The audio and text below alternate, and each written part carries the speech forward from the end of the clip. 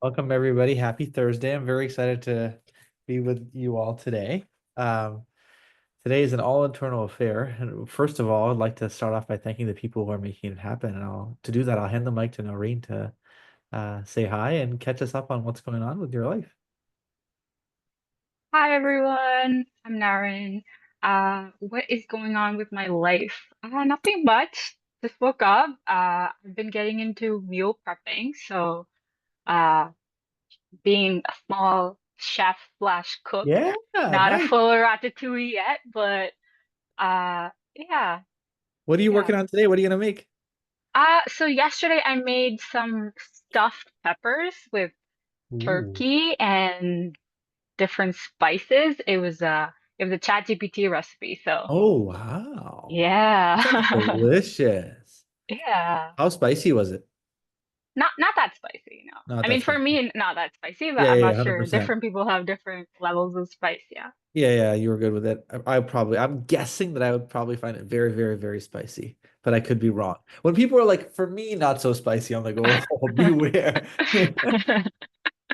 Amazing. Well, thank you for joining. And yeah, I'll Yeah, pass no the mic to worries. Masa to say hello. Update us on what's going on in your life, Masa. Hey everyone, good morning, good afternoon. What's been going on in my life? I don't know, I've just been enjoying Ramadan. It's like my favorite month. So just, living every day, like being present basically, and just spending it with my family and my friends. What did you do for fun today? Today we didn't have iftar yet, so I just worked out and we're having ملوخية for iftar, which Ooh. I don't know how to explain it to those who don't know. It's People like should just look it up. But yeah, and then I'm gonna go out and get terak with my friends as usual. Oh my gosh, you have such a fun day. That's amazing. Yeah. Awesome. Well, thank you for hopping on. Excited for your teaching points. Um, Today we're have the pleasure of having a really cool case as always by Mark, and Mark has been uh, really sending us a lot of advance notice for this case with a lot of hype behind the scenes. But I really just want to shout him out. It's really really cool to see people just take VMR by storm. And for those of you who are hopping on who are relatively new to the space, you may not know that Mark actually joined as a final as a resident late into R2 year. Yeah, late into R2 year or R3. I can't remember anymore. The reason I can't remember is he's just become such an integral part of VMR. Discussing yesterday, presenting today.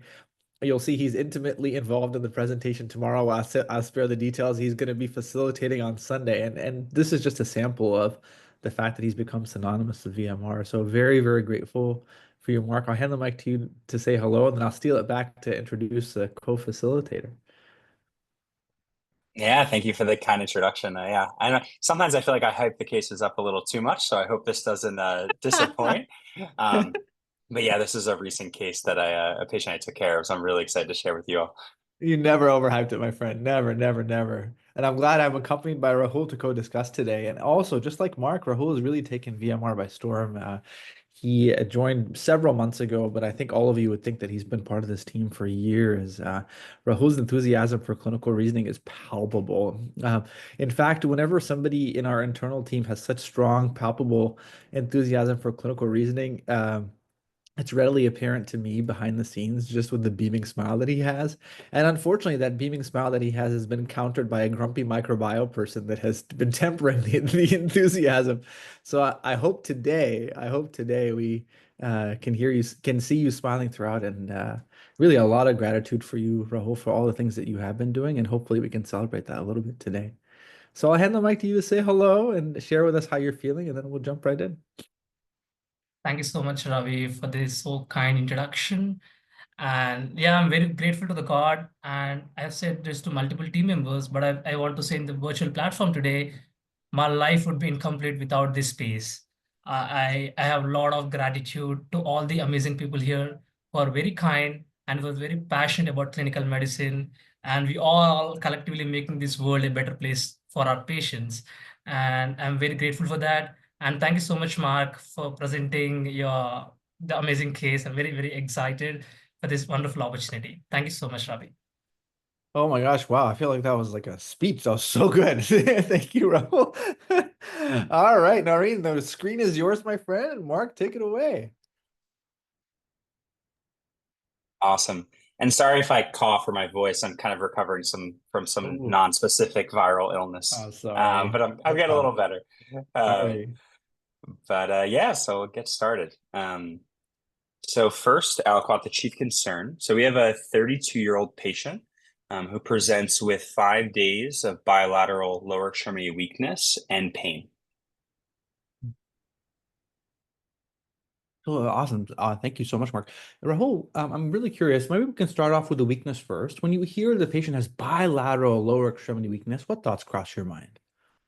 I mean, the 5 days of bilateral lower extremity weakness is something it has to do with, is it like any pure, I really want to ask my patient, is it like a kind of, is it like any kind of discomfort? Is having any problem with ambulation, or something like, to do with myalgias, or something to do with severe myopathies, something like that? Or is it because of the neurological involvement, something has to do with the nerve issue or neuromuscular junction, or something goes with upper level at the level of spinal cord? But I really don't know whether this I in this situation, I'm not sure whether it's muscle, a nerve, neuromuscular junction, but my mind is somewhere in between. Yeah, in this Yeah. component. I first of all love your enthusiasm, love your desire, tempering the enthusiasm for a neurological issue here. And I think that's important because the patient isn't just presenting with bilateral lower extremity weakness, there's pain involved. And whenever there's pain involved, you have to ask yourself, is it truly a neurological issue, or is the pain causing the perception of weakness? But I think if we assume that this patient is in fact weak, where would you say is the most common localization for bilateral synchronous lower extremity weakness? So what do you think the most likely localization is, even without the exam? I would say spinal cord. Yeah.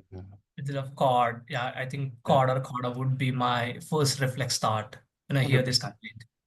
Yeah, I completely agree with you. I think that when you have the synchronous onset of bilateral lower extremity weakness, I think the thing that you have to really rule out is the possibility that there might be cord disease.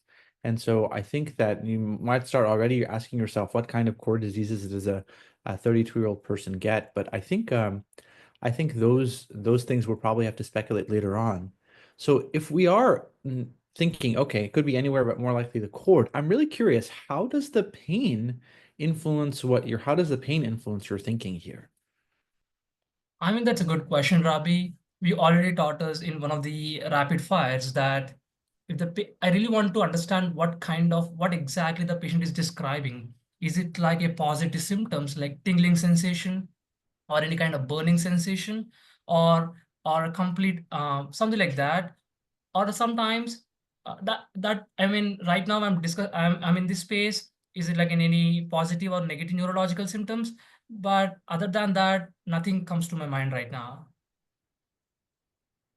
I love that. I finally have something to teach you after how long? 4 minutes. Whenever you have pain involved, I'd encourage you to really ask yourself, could this be muscle disease and an extension of rhabdomyolysis causing muscle necrosis? So whenever you have somebody who's weak and in pain, the most common localization is the muscle. But I will share with you that the most morbid possibility has nothing to do with the neurosystem. One really important mimicker of really bad cord disease, which we thought of, is the patient having aortoiliac occlusion. So, of course, this hypothesis would be very, very improbable in a young person. But the synchronous onset of weakness and pain in the lower extremities may not be a primary neurological phenomenon at all, but may represent the patient having a vascular occlusion, essentially bilateral acute limb ischemia with occlusion of the aorta, abdominal aorta or below. So I think the truth is, when you hear bilateral lower extremity weakness, you should probably think cord. The pain makes us worry about the muscles being a potential localization. But I would say that anytime you have weakness and pain in any limb, you have to think, is it not being perfused? And how could both limbs simultaneously not be perfused? Is the patient having occlusion of the abdominal aorta?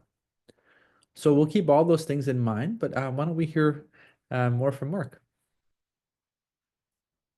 Great discussion. So I'll give you guys a little bit about the HPI in the background. So essentially what the patient told me is that he was sitting in his chair for about like 2 hours watching TV, and he was drinking beer. And I'll kind of just mention that part of the social history right now. He has a pretty significant alcohol use history. He drinks about 3 to 4 beers per day for as long as he can remember. But he was just like drinking a beer, watching TV, and then he got up and he just developed acute pain in his right calf, and his right lower extremity just went completely weak, couldn't move it at all. And then 1 hour later, same exact thing happened in the left lower extremity. Left calf pain, couldn't move his left lower extremity at all. And essentially over the next 5 days, he was like crawling around because he just couldn't move his lower extremities. He denied any sensory symptoms at all, besides the pain, but like no numbness, no paresthesias. He denied any back pain at all. And really, like, he told me that his symptoms reached max intensity right away and then kind of just continued. And he just said that, like, there wasn't much that changed, I guess, like over the 5 days. It just didn't get any better. So that's why he came in. And on review of systems, all of his other neurological review of systems was completely negative, and this has never happened to him before.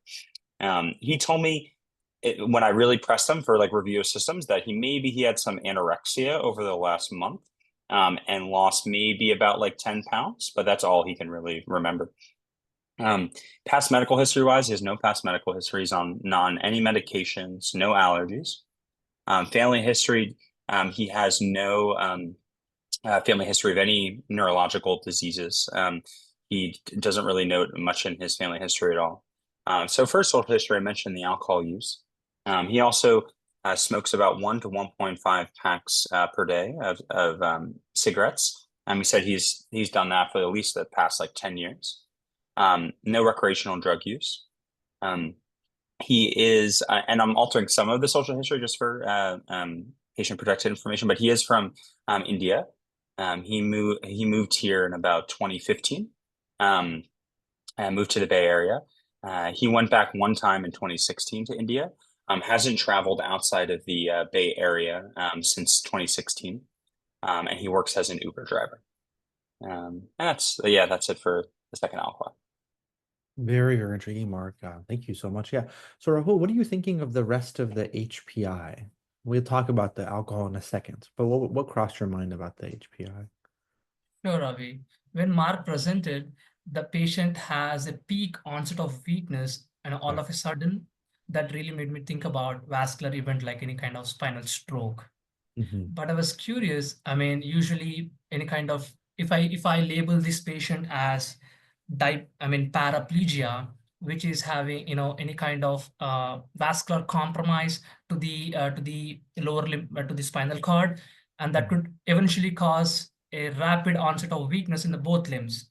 But Mhm. I'm thinking why the patient has a kind of one limb presentation, then followed Mhm. by after 1 year, after one hour, and the patient is having the similar episodes in the other limb.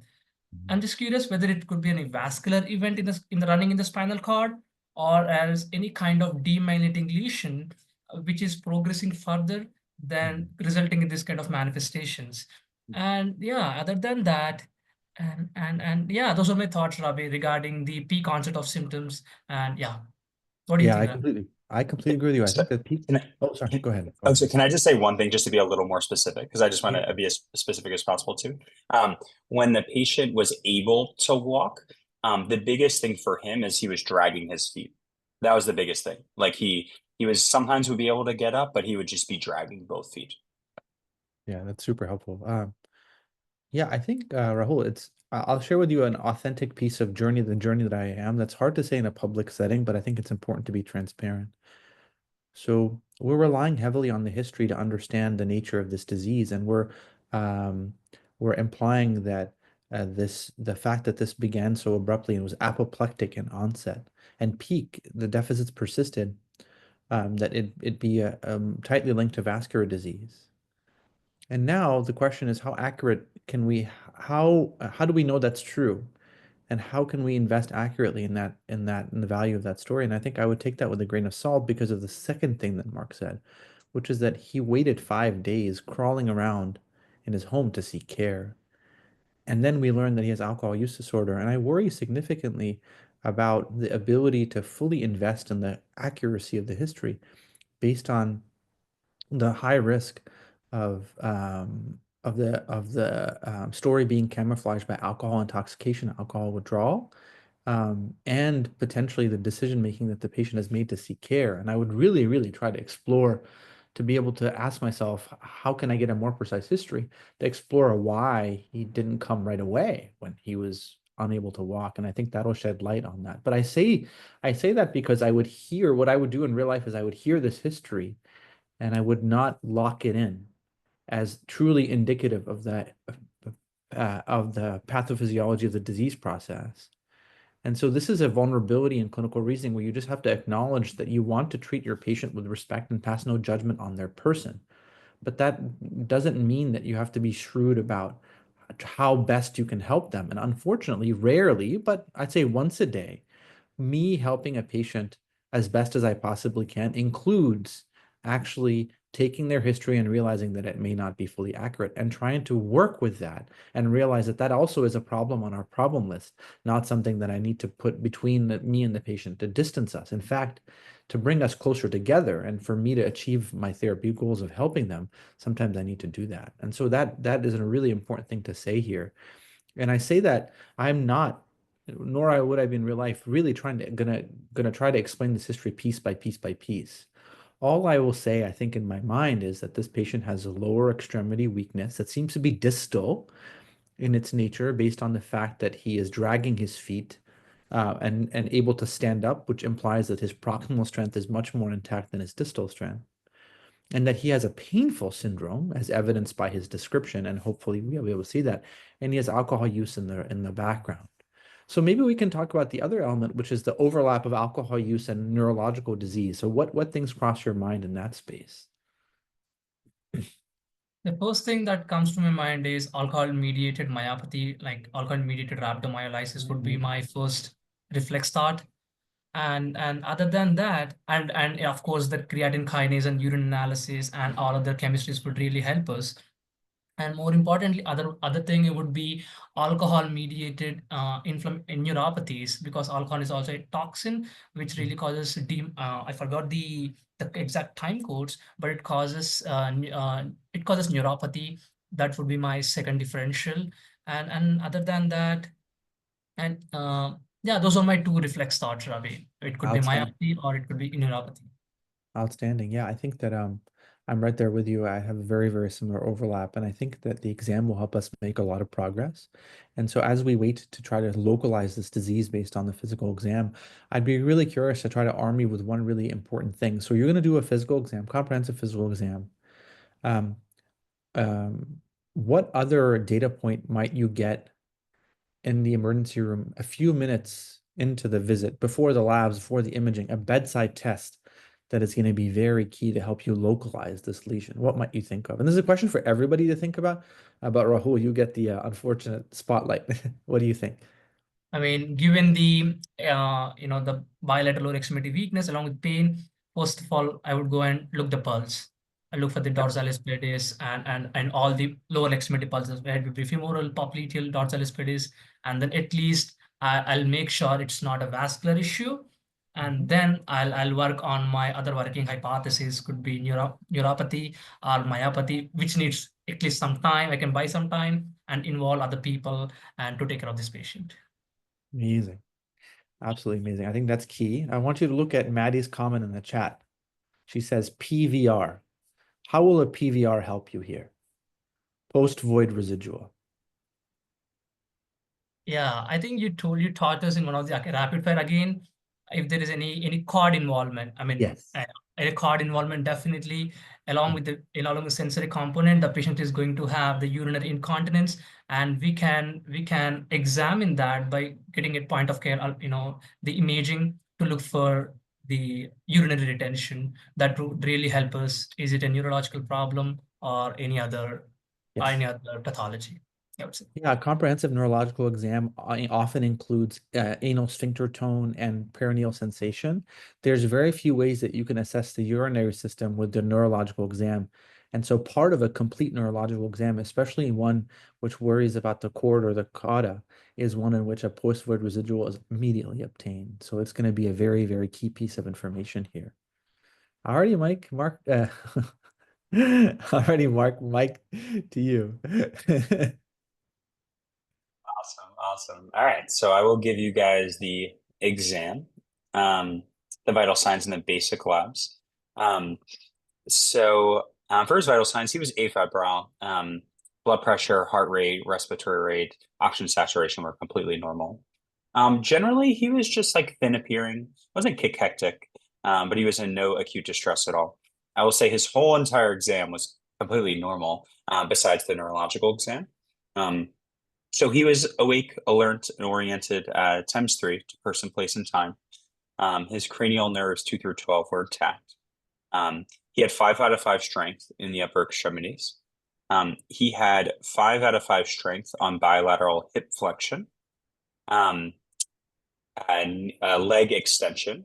And then most notably, he had 2 out of 5 strength, and let me make sure, 2 out of 5 strength on dorsiflexion bilaterally, 2 out of 5 strength on eversion bilaterally. And then he also, most notably, and this is where he is like, this is my worst like weakness. He kept pointing to his big toe, and his big toe was kind of like, you can see that it was kind of like almost floppy in a way, and like really was very weak, and he could barely move his big toe bilaterally. All his sensory exam was completely normal. And he had negative cerebellar signs, and his gait did note he did look like he had foot drop on gait exam, but negative Romberg. And yeah, so that was his exam, and then I'll give you guys just basic labs. And oh yeah, and reflexes I should say too were normal. Reflexes were normal. So moving to the CBC. So we have a white blood cell count of 3.2, which is low in my lab, which showed mainly a very mild neutropenia, with a neutrophil count of 1.5 thousand. A hemoglobin that was also low in my lab, very mildly low at 13.2 with an MCV of 89. A platelet count of 101. And just keep in mind too, we have no baseline labs for this patient. They don't have really much contact with the healthcare system. So that's the CBC. The coagulation studies had an INR of 1.1 and a normal PTT. For the BMP, the patient had a sodium of 126, a potassium of 3.3, a chloride of 89, a bicarb of 21, a BUN of 4, a creatinine of 0.67, an anion gap of 16, a normal calcium and magnesium. For the liver function test, the patient had an AST of 169, an ALT of 130. They had a bilirubin of 2.2, an alk phos of 122. They had an albumin of 3.8, total protein of 9.6. They had a hemoglobin A1C of 5.7. They had a hepatitis panel, which is negative. I'll give you some of, because you guys were talking about nutritional deficiencies associated with alcohol use. They had a B12 that was 372. We sent Andrew and Yusuf's favorite test and my new favorite test, the MMA, that was elevated at 0.44. The patient had a folate that was normal at 10.4. And then just to kind of round off some of the anemia and kind of hematological abnormalities, they had a absolute reticulocyte count of 102 with a percent reticulocyte count of 2.5. And then they had an LDH, which was mildly elevated at 272. And I'll stop there. Very, very interesting. Mark, can I ask you, I don't know if you intentionally kept this to yourself, but do you know what the PVR was by chance? or have a sense of what it might Yeah, be? PVR was totally normal. So essentially, just to describe the deficits, we have distal predominant, weakness below is it all below the ankle, or does he have any knee flexor or extensor weakness? Mark, do you remember? It's all below. It's all like at the ankle. It's dorsiflexion, eversion, and toe dorsiflexion as well. Gotcha. Yeah. And is it's both equally weak? Understood. Fascinating. All right, Rahul. Yeah, what are you making of this neuro exam? I mean, for me now, at least based on the exam on the PVR, I'm not worried about the card or card arm. Now I'm much more because of the, the given normal reflection with only normal, sorry, with abnormal dorsiflexion and eversion that suggestive of any involvement of lower nerves like deep tibial nerve or peroneal nerve, suggestive of any, I mean, that is going on bilaterally. As you suggested, it could be any distal symmetric uh, and acute distal symmetric neuropathy. That would be my first go-to differential. But other than that, I initially thought of any GBS-like pattern, but reflexes are fine, and the weakness is not that predominant in the lower extremities, and that went out of my differential. So right now I'm thinking of any neuropathy-like manifestation. But given and other than that, so would you want me to comment on the labs as well, Robbie? Maybe we can just dissect the exam first and to try to replicate what Mark might have been thinking before. Well, he might have gotten called after all this is, but if you were evaluating the patient by yourself, you might just have to say, okay, well, what labs what's the context I'm building? And so maybe now that you've really localized this, I'll ask you, essentially, this patient is presenting with foot drop, right? So how do you think about localizing the lesion in a patient with foot drop? I mean, the foot drop, I would say if there is any sudden onset of this kind of the foot drop, I would think of any something like vascular vascular compromise. I really don't know, Ravi. I don't know whether I'm speaking appropriate or not No, no, regarding no. I think foot drop is a very common thing you'll see. And I think that is essentially when the tibialis anterior muscle is not working and the patient has a weakness of dorsiflexion, which we see here. Most of the time when you have dorsiflexion weakness, you often have eversion weakness, which the patient also has. What's curious is maybe we can explicitly ask Mark if he had any inversion weakness, and I'll share why. So did he have any weakness with inversion at all, Mark? I should say, like, very mild. The eversion was much weaker than the inversion. Yeah. Yeah. And I'll say too that just one thing I want to add to, and you guys can let me know if you think it's relevant, but like he kept pointing, he's like, my calves really hurt. That's what he kept saying. I'll say the CK was totally normal, but he kept saying that. So like the two things when I was examining, he kept saying my calves really hurt and my toe is just like, very floppy is what he kind of kept saying. Yeah. Yeah, so I think Rahul, when you're trying to figure out like why is the dorsalis, oh God, I'm forgetting, but essentially, when a patient has foot drop and they're impaired dorsiflexion, the most common localization is the patient has compression at the fibular head at the common peroneal nerve, and that results in dorsiflexion weakness and eversion weakness. That's by far and away the most common cause. But of course, you can have any lesion along the neuroaxis, all the way into the spinal cord at the L4, L5 level, and then even in the brain cause foot drop. One of the most helpful things to try to analyze in a patient with foot drop if they have is do you need to go beyond the base rate? Do you need to think about anything beyond compression at the common peroneal nerve? And so I'm curious, what is your take on this patient? Do you think the localization is at the common peroneal nerve, or is it a little bit more unusual? I mean, Ravi, if the patient has only one side weakness and one side pain, I would have easily labeled this patient as compressive neuropathy due to trauma, I would say. But here, something going on bilaterally, I really don't know. I mean, I don't have the strong evidence to say it's only because of the compression at the level of fibular head. And other than that, because it's going on bilateral, which is something unusual for compressive neuropathy, I would start thinking of other causes like any vasculitis, which is causing this kind of presentation, or any heavy metal exposure. I mean, even alcohol, like any other heavy metals exposure, would also result in neuropathy. And yeah, those are my reflex thoughts, Ravi, regarding the bilateral presentation. I absolutely agree with you. I think that the bilateral presentation here is a big red flag that essentially eliminates the possibility of one-sided compression.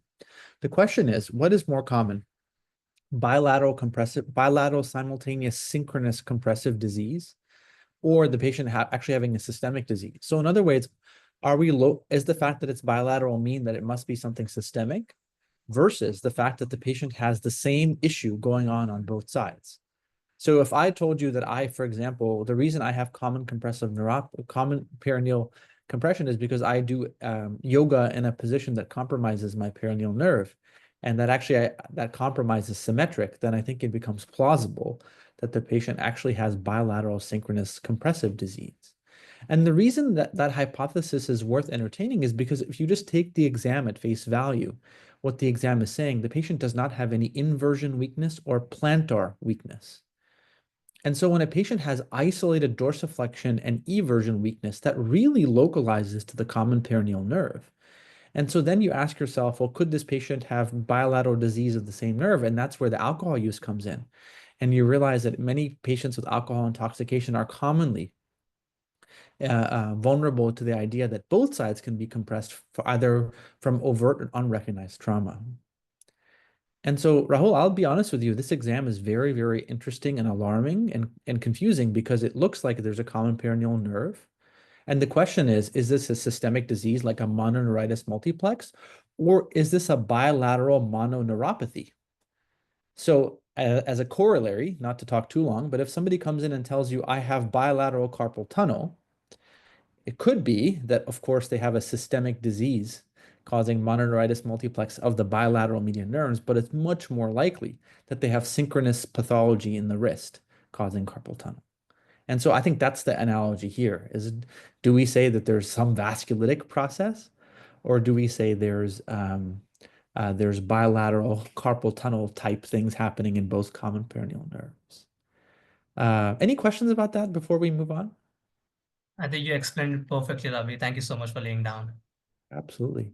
So my final question to you about the exam is, well, how do you bring in the calf pain? How does the calf pain help you here? That's an interesting question.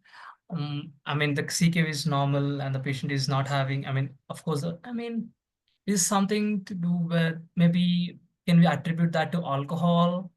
I don't know. I don't know, Ravi. Yeah, I think that I don't have a good answer for you, but I will tell you, I don't think it's a coincidence that the knee area is the end of the patient's pain, right? His pain is in his calves.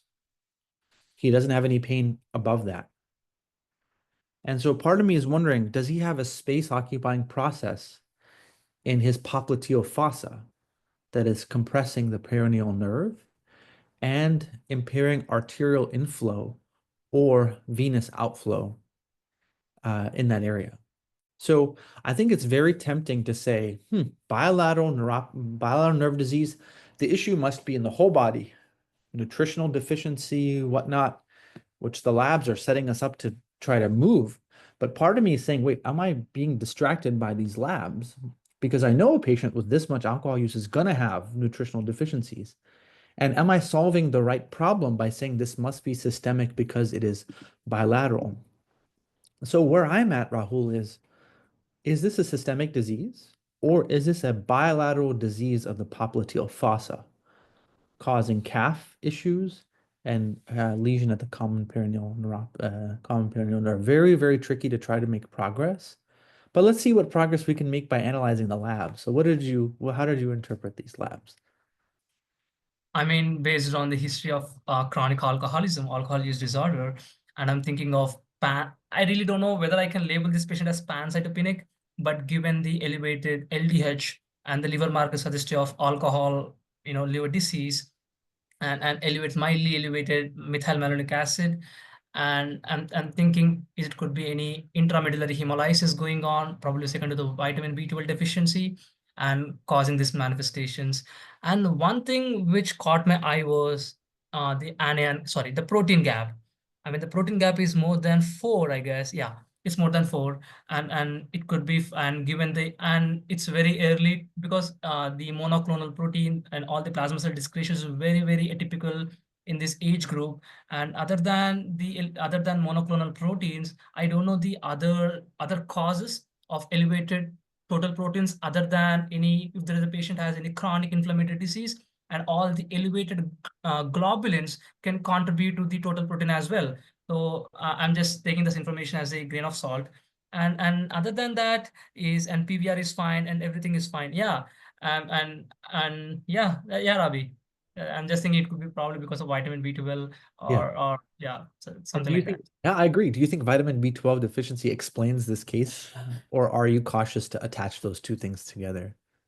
To be honest with you, I'm not anchoring the vitamin B12 to the ongoing process because vitamin B12 deficiency would typically, presents us more different picture. And I want to comment on other thing, apart from the neurological findings here, I really want to see the complete, I want to do the complete oral exam. I want to see is there any evidence of stomatitis and is there any, because sometimes vitamin B12 deficiency can also present us that.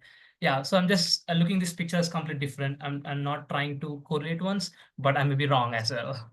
No. I mean, I think we could be wrong, but I, like you, look at these labs and say, I think I kind of already knew that before the Mark gave us these labs. We have such significant alcohol use. We have a 10-pound weight loss that if Mark told me his CBC was normal, his sodium was normal, his AST was normal, and his B12 was normal, I'd be like, are you sure that history is accurate here, that he has this significant alcohol use? And so I think it goes to show you that you have to be very precise in describing the problem you're trying to solve. So I think the problem that we're trying to solve is still nebulous and mysterious. We don't know where it is, what it is, and so on. But we know one thing: this patient is at risk of complications related to alcohol use and the associated nutritional deficiency. And the question is, just because he has those risk factors does not mean that he has a disease related to those risk factors. Because, if he develops URI symptoms and influenza, we would never say it's because alcohol use or nutritional deficiency. The question is, what is the disease that he has? And I think that it's not immediately compatible with alcohol-related nutritional deficiency, but it might be related to other alcohol-related processes. So I'm very, very intrigued as to what Mark has in store to try to elucidate this case. But I think the key question is this a systemic disease, or are both his popliteal fossa on the hook here? All right, Mark, mic to you, my friend. That was awesome. That was awesome. Okay, so I'll give you guys a couple imaging studies.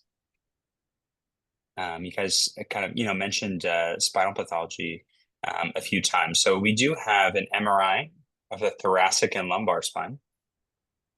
So it's read as no high-grade spinal canal or foraminal stenosis, enhancing marrow replacing lesions in the sacrum and iliac bones.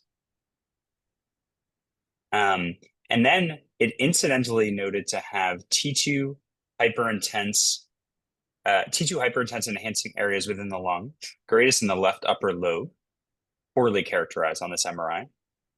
And then lower cervical, supraclavicular, mediastinal, and retroperitoneal lymphadenopathy, also noted. So nothing besides those really lesions like in the spine. So then that prompted a CT chest, abdomen, pelvis.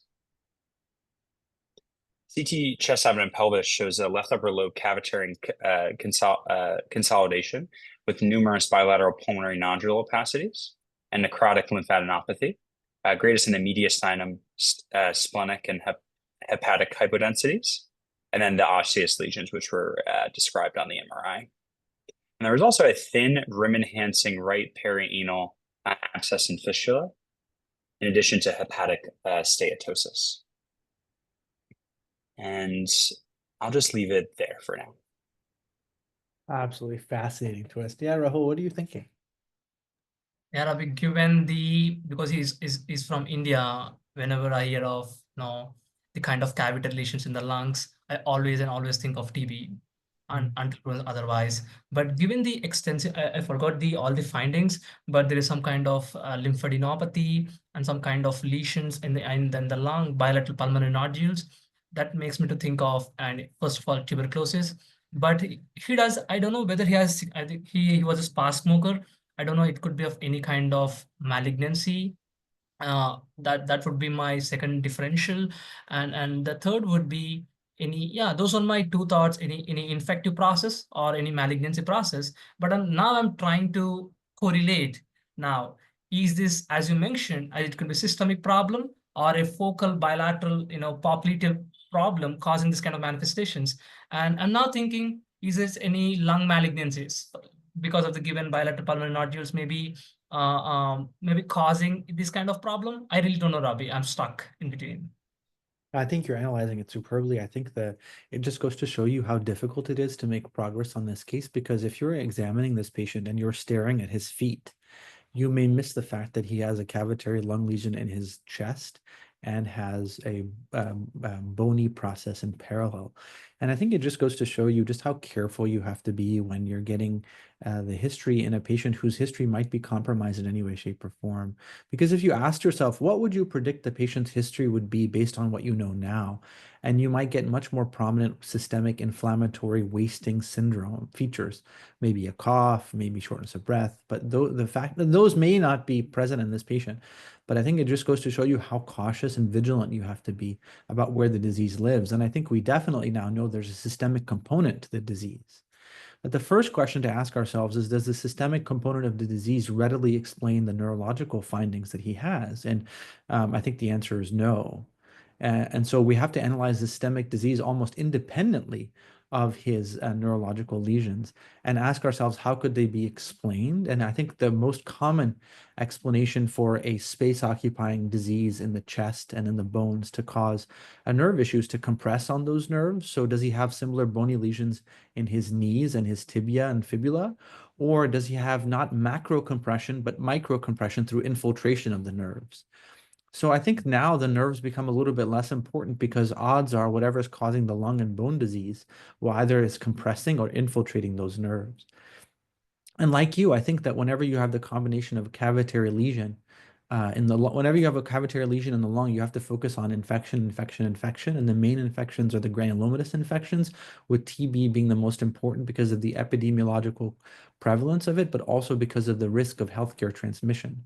So that will undoubtedly be the first thing that you really, really focus on.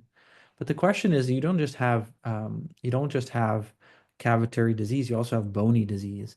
And how does the bony disease change the landscape? It doesn't too much. All the infections that you know and love can go to the bone, especially TB and Pott's disease, but also tumors.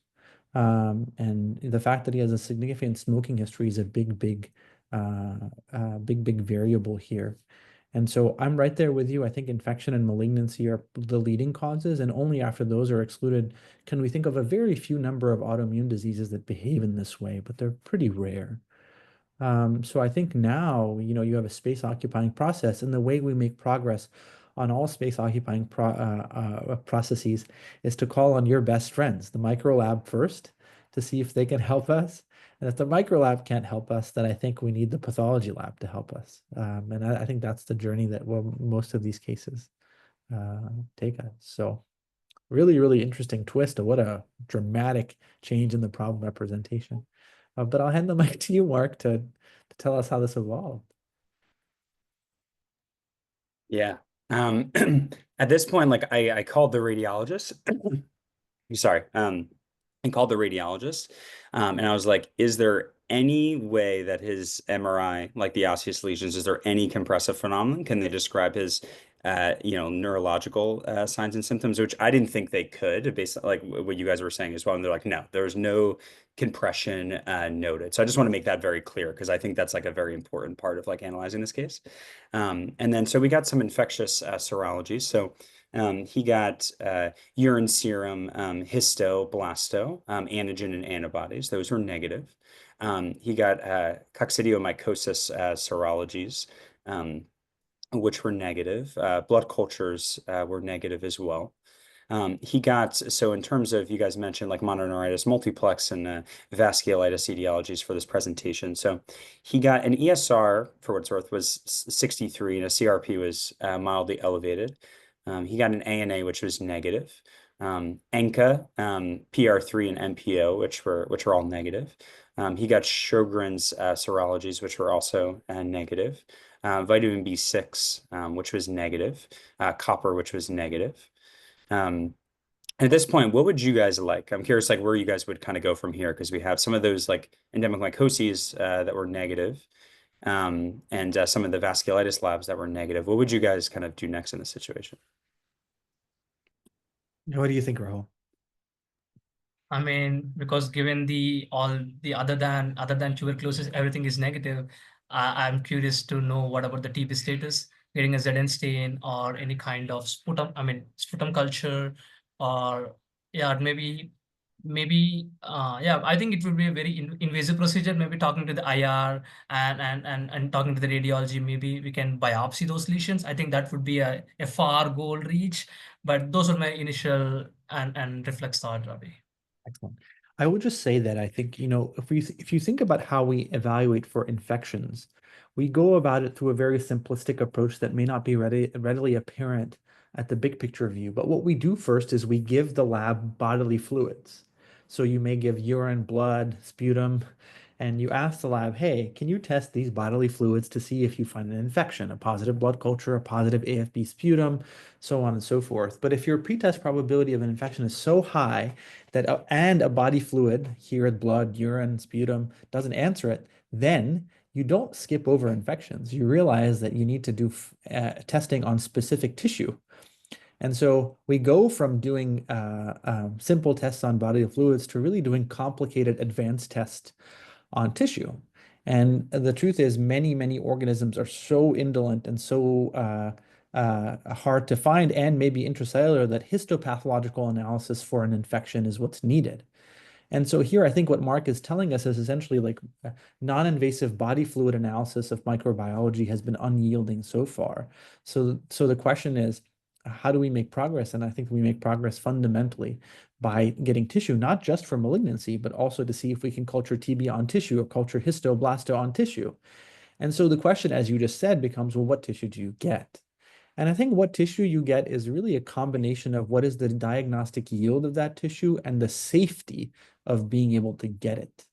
And that requires a multidisciplinary conference between everybody involved. But I'll tell you, the big picture view is bone biopsies are hard to get an answer from. The diagnostic yield of bone biopsy is fairly low compared to other places, but it may be the most accessible thing to do in this situation. Diagnostic yield, the diagnostic yield of a transbronchial or CT-guided biopsy of a cavitary lesion is somewhere in the middle. So is the biopsy of lymph nodes. You may say, well, I think this disease is spreading to the bones. And so anytime that you think a disease is spreading somewhere, biopsying that site, it tends to be better from the perspective of cancer because you diagnose metastatic cancer. But for infection, diagnosing the site of origin is often a little bit more productive with higher rates of organism. So I think fundamentally the tension here is, where do you go? And I think you would probably be speaking to interventional radiology and pulmonology about the value of a bronchoscopy with biopsy, depending on where the lesion is located. If it's central, that would be helpful. If it's peripheral, then I think you're talking to radiology about a CT-guided percutaneous biopsy of the cavitary lesion, or CT-guided of the bone. But I think tissue will be very, very illuminating here. Awesome. Yeah, that's exactly what we did. So I have 2 more aliquots and then the final diagnosis. So we got a bronchoscopy that showed that he was positive for MTB PCR. He was also AFB smear positive as well. And the lymph nodes as well. So they got an EBUS with a lymph node biopsy that was smear positive and MTB PCR positive. The cavitary lesion was MTB PCR positive. other infectious serologies were still cooking based on that bronchoscopy. We also got an MTB PCR on the serum that was positive for mycobacteria tuberculosis. But that's not the final diagnosis. Well, I mean, that's not the end of the story, I guess. So what do you guys think after that? Rahul, we knew the microlab would be relevant today. I thought I made the mistake, Mark, of assuming that all the bodily fluids were negative, but it looks like we got something from the from the sputum, which is very helpful. So how are you analyzing it? I mean, actually, Ravi, I was anticipating the TB result could be positive and based on the cavity lesions and based on the region of origin. But, I mean, now based on our, hunting process, we are sure about we answered the cavity lesion and we're going to start the ATT anti-tubercular therapy. But I'm still asking why this patient has an ongoing the bilateral neurological involvement. That is, that question is unanswered. And yeah, I mean, except that, and given I have another thought, given the high risk of leprosy in India, in this country, I would also think of that condition because leprosy as a tropism for the nerves, it can cause nerve thickening, and also maybe it's I'm just speculating it, maybe it's involving the bilateral perineal nerves because it's one of the superficial nerves we can palpable along with ulnar nerve and can causing this kind of manifestations.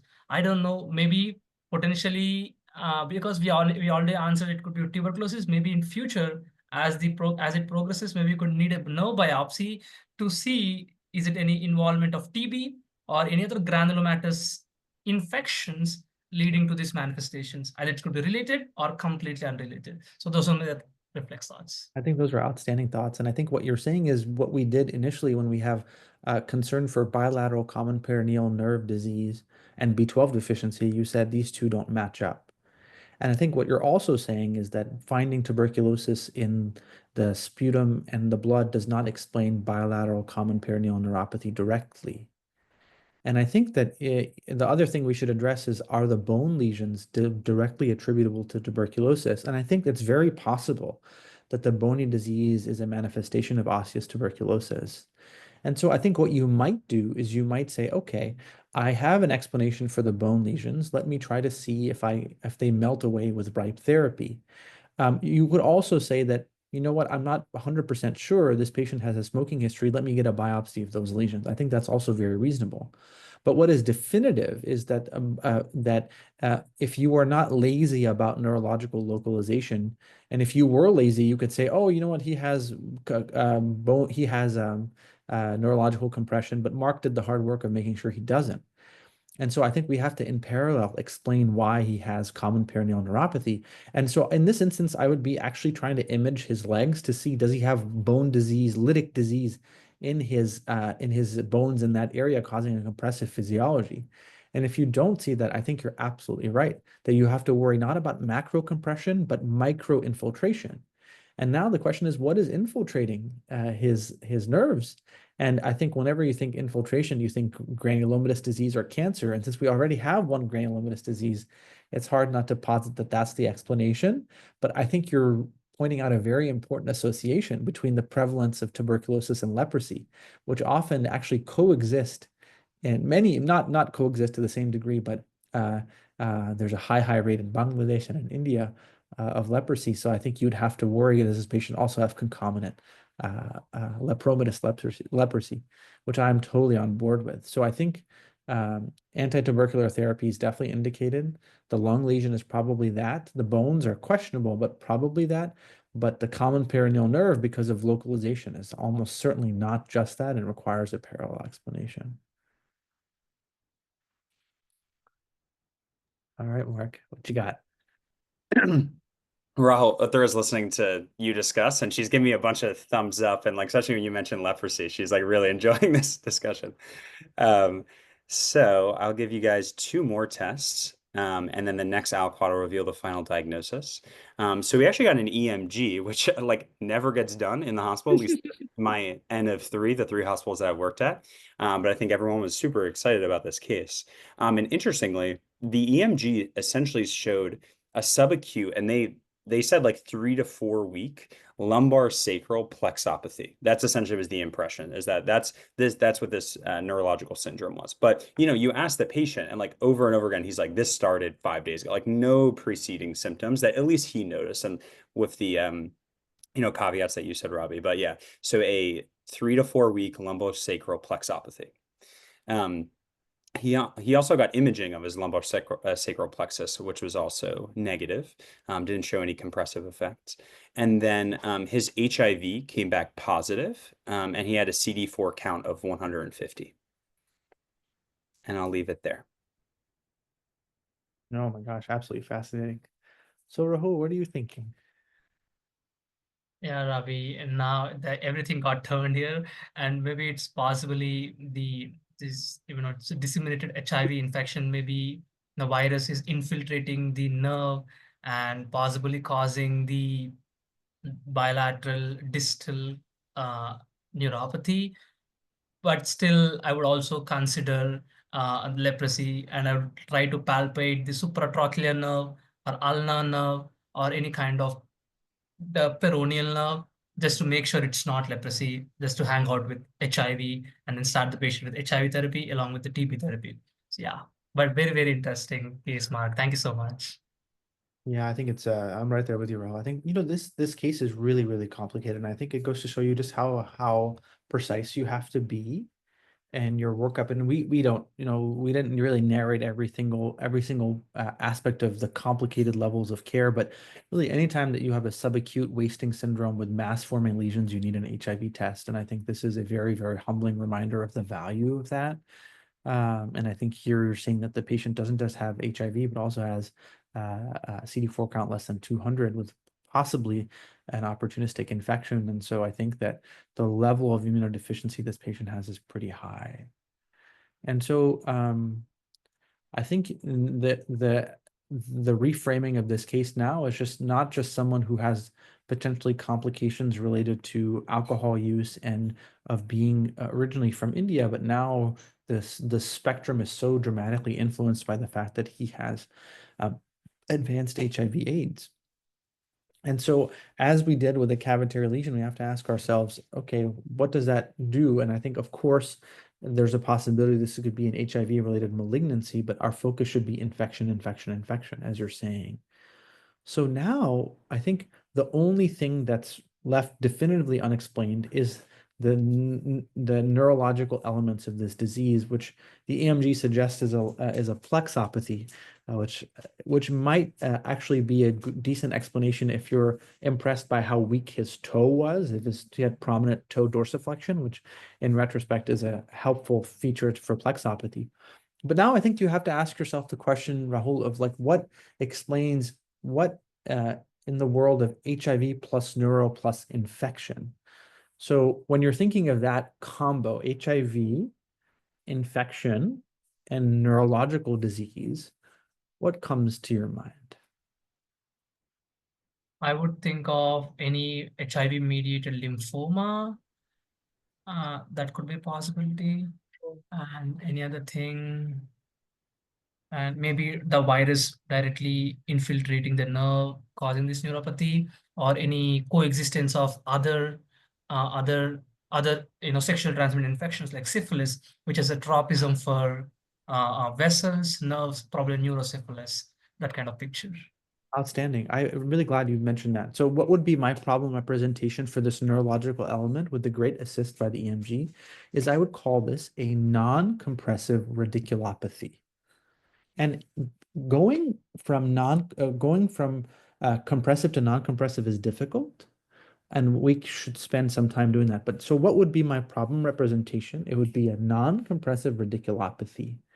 The vast majority of non-compressive radiculopathy is as a result of infection. And the most common infection is varicella zoster virus, causing a sensory non-compressive radiculopathy, exactly like the case I presented to you yesterday and 2 days ago. It was a non-compressive radiculopathy, severe lancinating pain. But what is really the overlap between infection and radiculopathy? VZV is the queen, but what else can do it? HSV.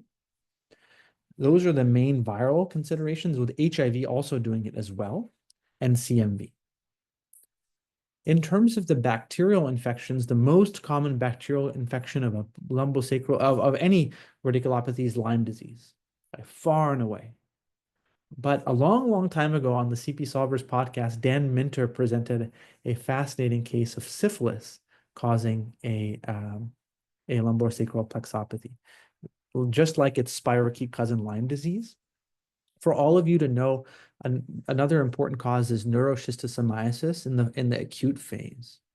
So if we run that list, Rahul, I think we could say this could easily be that the patient has HSV or CMV radiculitis, which is very, very well described in HIV patients. And the way we would prove that is to do a lumbar puncture and find these viruses in there. So that would be my next step. But the first thing I would do, of course, is a much easier test, which is to do a syphilis analysis. And I say syphilis analysis because the way we test syphilis has been changed, has really relatively recently been changed. So I think, yeah, the problem representation is a non-compressive radiculopathy. It could certainly be infiltrative lymphoma from HIV, but the infectious categories are always our first pass. Syphilis first, and then viral would be next. Any questions about that, or? Right now, I don't have any questions, Ravi. Thank you so much. You lived it perfectly. Thank you. All right, Mark. You're going to humble us no matter what, because this case is so incredibly humbling. But how did it end for you? Yeah, this just like you guys said, this patient got a lumbar puncture. Luckily, they had no white blood cells on their CSF. Their protein was normal. Their glucose was normal. We got a serum RPR, which was negative, and then also a CSF VDRL, which was negative. We got a cryptococcus antigen from the serum and the CSF, which was negative. The patient got like all the endemic mycoses CSF studies as well, which were negative. They got an HSV, VZV, CMV, PCR from the CSF, which was negative. They also got cytology as well from the CSF that was negative. Kind of like all of the opportunistic infections that you could test on the CSF that was negative, given the just profound immunosuppression in this patient. They also got Lyme studies as well, which were negative. So this case is still like ongoing. It's kind of starting to conclude. And the patient, was started on RIPE therapy. But the thought right now, given everything was negative from the CSF, that the patient, because it is described that HIV can cause like an idiopathic lumbosacral plexopathy. So that's possible. And TB less commonly does, because it mainly on the peripheral in the peripheral nervous system can cause a peripheral neuritis or peripheral nerve granuloma. But it can rarely cause like a lumbosacral plexopathy. So the thought right now is it could be either HIV versus TB, given we rolled out all the tests that you guys asked for. The patient's going to get one more lumbar puncture as well. But again, just given how immunosuppressed he is. But that's the thought right now. And I think the best test is really going to be the response to the treatment. And the infectious disease fellow who's up there as colleague told me that if it's from TB, the patients, and we started RIPE therapy, the peripheral neuropathy and plexopathy could get worse as like a peripheral nerve iris as well, because that could be like a test in itself. But we're kind of just seeing how the patient responds to treatment. And then they're going to start HIV directed therapy about 8 weeks. After TB therapy has started. Not that, the patient had no evidence of TB meningitis or cryptococcal meningitis, which would, make us really worried for iris if we started HIV-directed therapy. But yeah, they're going to wait 8 weeks. So yeah, that's the case. Oh my gosh, Mark. I'll put a pin in. I have so many questions to learn from you, but I really want to get Rahul. How did it feel for you to discuss? What reflections do you have? Thank you so much, Mark, for presenting this complicated, challenging case in real time. Yeah, for me, my mind was going here and there, and how I'm going to correlate the ongoing neurological issue with ongoing lung issues. But this really taught me and how our patients behave from our classical textbook, and how we have, as Andrew mentioned in the chat, and how we have to be very systematic in our approach. Is it neurological involvement? Is it a vascular involvement? Is it something, or is it completely different universe, or we have to be able to correlate all these things? This was completely amazing, Ravi and Mark. Thank you so much, Ravi, for walking me throughout the case, and you made me to the point, and you, when I was lost in here and there, and you really helped, you hold in my hands, and you helped me to come to at least to narrate the differential diagnosis and able to think about the case. Thank you so much for this great opportunity, Ravi. Absolutely, the pleasure is all mine. I thought you were outstanding, and I think that I feel for you, because I think you had to discuss a case that began like this: 32-year-old man with 5 days of bilateral extremity weakness and pain, and ends with disseminated tuberculosis involving the lungs, the bones, and possibly the lumbosacral plexus, along with undiagnosed advanced HIV. 5 days. So the journey from that has to be like being in a in a washer that I'm about to do laundry in. But I've said a lot. I'm really curious, Mark. What was it like for you to experience this case? What did you take away from it? I'd love to learn from you and then Vasa. Yeah, two big takeaways. What Andrew said resonated with me a lot, and that's what I really talk to my team about, is like we can't miss this in real life, right? This is like devastating to the patient, and it's like a public health and everything like that. So it's like how, and I always try to think of like, how do I get this diagnosis also in a low resource setting? Like, because I have a lot of resources now, but I might not in the future, so I think it's being very systematic, like Andrew said. And I personally, I think, and if you guys look at the gamma gap was very high in the beginning. So, and I personally think that every single patient with a gamma gap and a peripheral neuropathy should get an HIV test. And then once you see the HIV being positive, that prompts a whole slew of labs, which include usually a quantiferin gold. And the patient's quant gold, not that it's a test for active tuberculosis, but that was positive.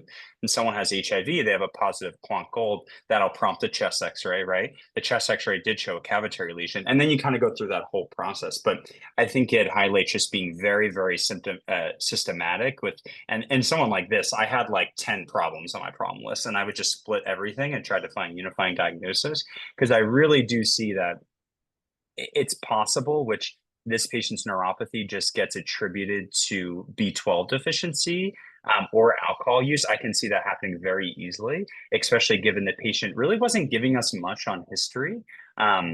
So I think being very systematic and thorough, and especially given what you said, Robbie, is like, this patient has alcohol use disorder, and they probably had some symptoms, like maybe neurological symptoms, especially based on the EMG, for at least a month before. But for whatever reason, they either weren't feeling those symptoms or weren't really telling us their symptoms. So I think it just highlights, then we just have to be very, very systematic with every single lab abnormality. But because before the EMG came back, I was like, I got an X-ray based on the rapid file. Like I did a popliteal fossa ultrasound, a bilateral knee X-ray to make sure there was nothing compressive there, and those were negative. But I was telling my team, I was like, if this is truly like hyper acute, like either mononeurized multiplex or bilateral mononeuropathy, like that's compression or a vasculitic phenomenon, really, like you guys were saying. And then in the absence of the MRI of the lumbar spine showing anything compressive in the X-ray and the popliteal fossa imaging, like I was like, this seems like a vasculitis. Now that doesn't explain really everything else going on, but patients can have as many diseases as they want, just like this patient had TB and tuberculosis. But then the EMG was so helpful. It's like, wow, this is not a hyper acute mononeuritis multiplex. It's actually more of a subacute plexopathy. But yeah, I just think it just really have those schemas. That's why I think the power of the schemas, honestly, they're just so helpful, and to not really miss these types of things. But yeah, that was an awesome discussion, guys.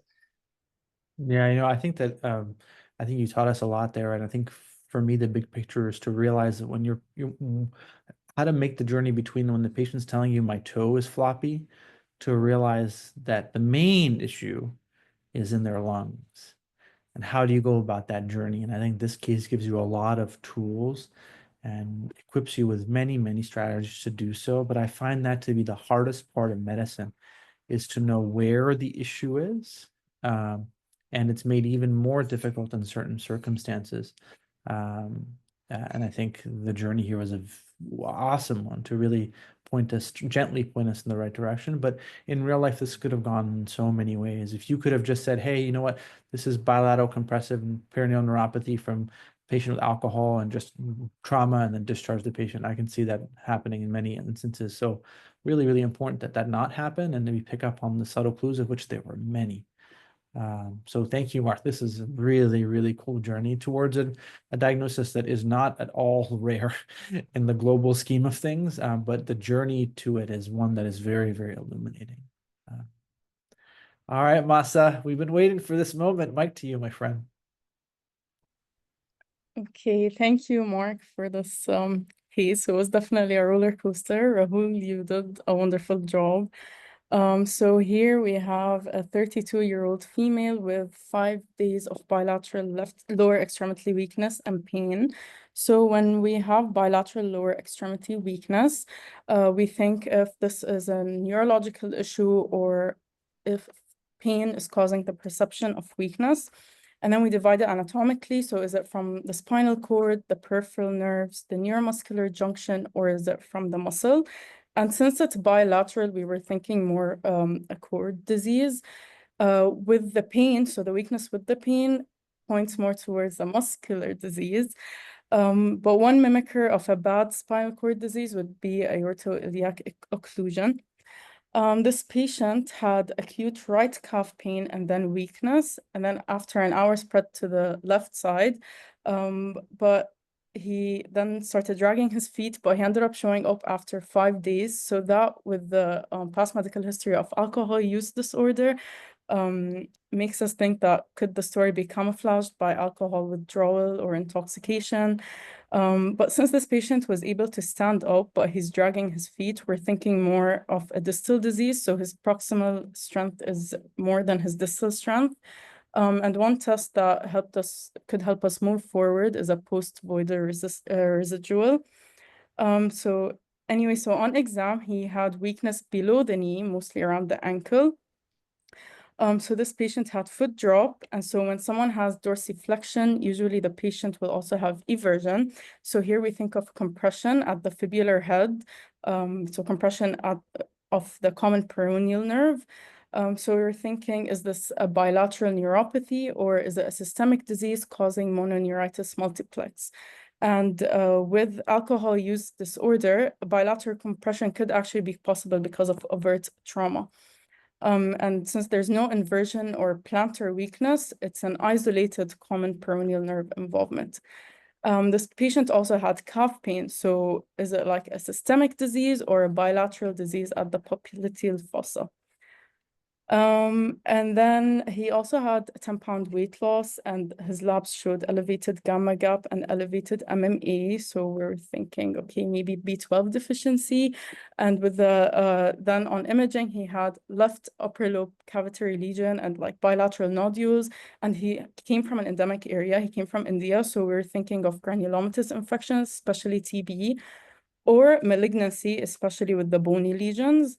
And then so now we were like dealing with a space occupying process. So we're thinking, okay, is this like a microbiology thing, or should we look at pathology?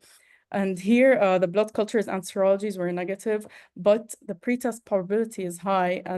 But even with the negative serology, we shouldn't like skip over it. So we should look at tissue. And to decide which tissue, it depends on like diagnostic yield and how easy it is to get. And then the AFB came out positive with the bony lesions, could be from the TB, but we still didn't have an answer for the common peroneal neuropathy. So we were thinking like, is there microcompression as his nerves? Does this patient have like TB with a concomitant leprosy? His EMG showed lumbosacral plexopathy, and he was HIV positive with a CD4 count of 150. So now we have HIV positive and a neuro disease. So is this compressive versus non-compressive radiculopathy? Non-compressive, we think first of syphilis and then viral, so HSV and CMV. At this point, my laptop froze, so I don't know how much I missed. But looks like his serum RPR and CSF were negative, and his virus serologies were negative. And so he was diagnosed with like HIV and TB lumbosacral plexopathy. Definitely a roller coaster, but Rahul, like kudos to you, like you discussed so well. Yeah, your laptop froze, but your mind certainly didn't. That was absolutely awesome. Thank you for narrating the journey so logically. Really, really enjoyed it. And Mark, you bamboozle us and humble us every single time. I really, really, really enjoyed this hour with all of you. So thank you to Mark and Rahul. I think the equanimity and calmness and joy that you displayed today is really just wonderful to see, and it portends a very, very successful and exciting career ahead for you. So this is not going to be the last time we discuss together, and I'm already looking forward to the next time. Thank you, Ravi. Thank you so much. Have a See nice you day. guys. Bye.